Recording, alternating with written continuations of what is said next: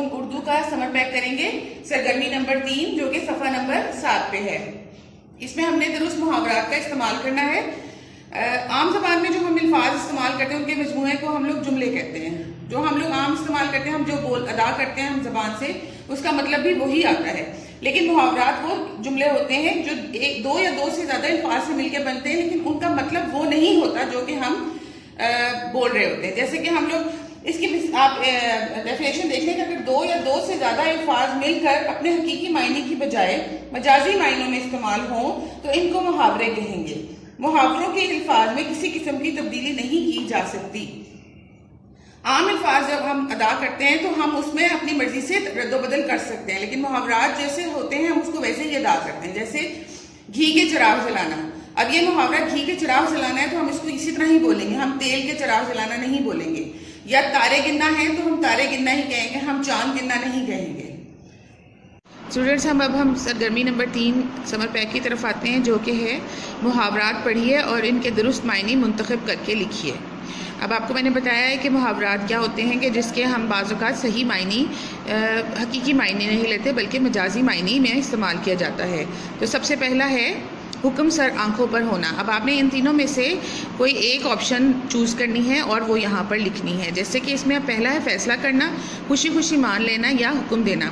तो हुक्म सर आंखों पर रखना का मतलब होता है खुशी खुशी मान लेना, तो आपने उसका मतलब यहाँ पर लिख देना है। फिर है फ़िक्रे चस्त करना, जब किसी का मजाक उड़ाया जाता है तो उसको कहा जाता है फ़िक्रे चस्त करना। अब यहाँ से आपने ढूंढना है और मजाक उड़ाना यहाँ पर लिख देना है।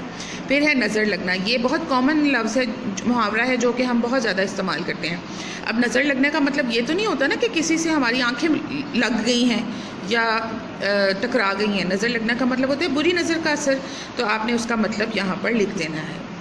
अब सरगर्मी नंबर 3 का जो पे पार्ट है वो है दर्ज झेल मुहावरात को जुमलों में इस्तेमाल कीजिए। अब कदम उखड़ना का मतलब क्या होता है? कदम उखड़ना का मतलब ये अगर हम इसको हकीकी मायनों में लेंगे तो उसका मतलब ये हुआ ना कि गिरने लगना, लेकिन हम जब मुहावरे में इस्तेमाल करें तो इसका मतलब ये है कि हम जब कहीं हारने लगते हैं तो उसको हम कदम उखड़ना कहते हैं। अब आप इसको जुमलों में इस्तेमाल कर सकते हैं कि मुसलमानों की साबित कदमी की वजह से कुफार के कदम लड़खड़ा गए, उखड़ गए, मतलब वो हार गए। फिर है डट कर मुकाबला करना, मतलब कि पूरी तरह से पूरे हिम्मत से मुकाबला करना। इसका भी आप जुमला अपने अल्फाज में बना सकते हैं। फिर है एक ना सुनना, मतलब कि बात ना मानना। भारी पड़ना, किसी चीज़ आपकी अहमियत ज़्यादा हो जाना, आपकी बात की अहमियत ज़्यादा हो जाना। अब आपने इन सब को जुमलों में इस्तेमाल करना है। उसके बाद है इसका जो तीसरा पार्ट है वो है किताब दी एजुकेटर्स कारवान उर्दू जमात पंजब में से कोई से 8 अल्फाज मुंतखब कीजिए और इनसे जुमले बनाकर लिखिए।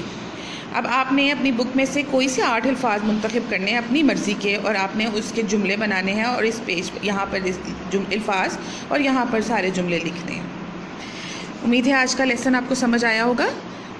इंशाल्लाह आपसे फिर इन टच रहेंगे। अपना ख्याल रखें। Stay home, stay safe. अल्लाह हाफ़िज़।